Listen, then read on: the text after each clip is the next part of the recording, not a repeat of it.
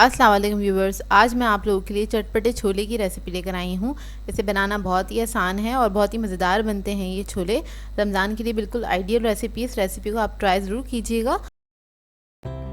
अगर आप मेरे चैनल पर नए हैं तो मेरे चैनल को सब्सक्राइब करें और साथ ही साथ बेल आइकन को क्लिक करना ना भूलें। इससे मेरे आने वाली हर वीडियो की नोटिफिकेशन आपको सबसे पहले मिलेगी। मेरी वीडियोस अच्छी लगे तो उसको लाइक करें और इसको शेयर भी ज़रूर करें।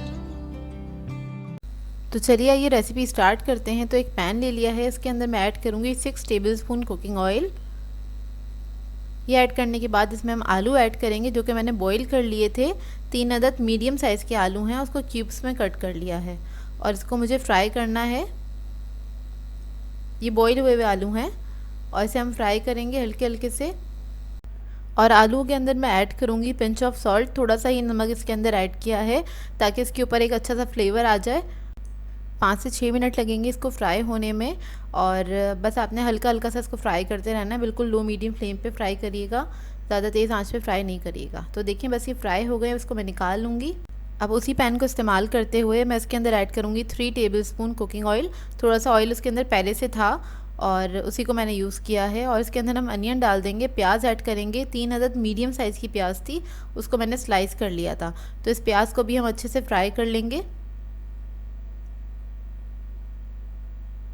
तो देखिए प्याज हल्की सी फ्राई हो गई है। इसको हमें कलर नहीं देना है प्याज को, लेकिन आपको 2 मिनट तक फ्राई करना है इसको।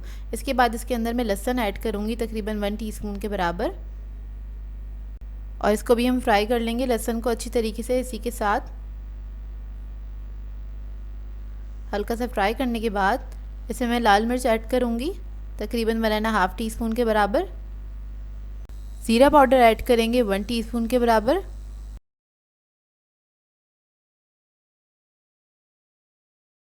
इसके बाद ऐड करूँगी चाट मसाला 1 टीस्पून। नमक ऐड करेंगे 1 टीस्पून और ये कुटा हुआ धनिया और ज़ीरा हैगा 1 टीस्पून के बराबर, वो ऐड कर देंगे। इसके बाद इसको मिक्स कर लेंगे इस मसाले को अच्छी तरीके से। इसको मिक्स करने के बाद इसमें हम ऐड करेंगे इमली का पल्प 6 टेबलस्पून के बराबर, वो ऐड करके इसको मिक्स करेंगे अच्छी तरीके से। इस मसाले को हम तकरीबन आधा मिनट तक भून लेंगे अच्छी तरीके से। और उसके बाद इसमें पानी ऐड करूँगी आधा कप। पानी ऐड करने के बाद इसको मैं हल्की आंच पे पकाऊंगी तकरीबन 3 से 4 मिनट तक, ताकि इसका मसाला अच्छा सा पक जाए।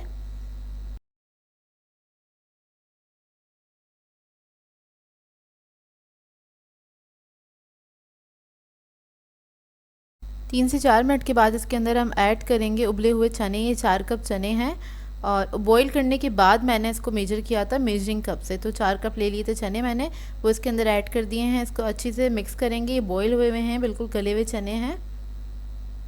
अच्छी तरीके से इसको मिक्स कर लें और इसके बाद इसके अंदर मैं ऐड करूँगी जो हमने आलूओं को फ्राई करके रखा था, वो हम इसके अंदर ऐड कर देंगे और इसको भी हम मिक्स कर लेंगे। तो ये बहुत मज़ेदार से हमारे छोले तैयार हो जाते हैं और ये बहुत ही मज़ेदार बनते हैं। आप इसको इसी तरह स्पून के साथ खा सकते हैं या फिर इसको आप इसके ऊपर दही वगैरह डाल के भी आप इंजॉय कर सकते हैं, उस तरह से भी खा सकते हैं। तो देखिए इसको मैंने एक बाउल में सर्व कर लिया है। बहुत ही मज़ेदार बनते हैं ये, आपने ट्राई ज़रूर करना है इसे। और ट्राई करें तो इसकी एक पिक्चर मेरे साथ इंस्टाग्राम पे ज़रूर शेयर कीजिएगा।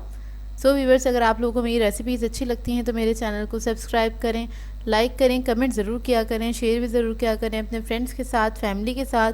तो मुझे अपनी दुआ में याद रखिएगा। अल्लाह हाफ़िज़।